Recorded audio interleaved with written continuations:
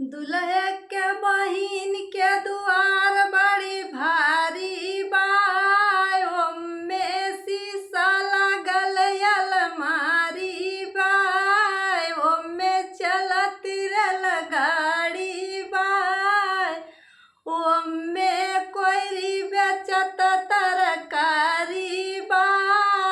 ओमे नाऊ बनावत दाढ़ी बा। सुना सरहुई गारी बा। दुल्हे के बुआ के दुआर बड़ी भारी बा। ओमे शीशा लगल अलमारी बा। ओमे चलत रेलगाड़ी बा।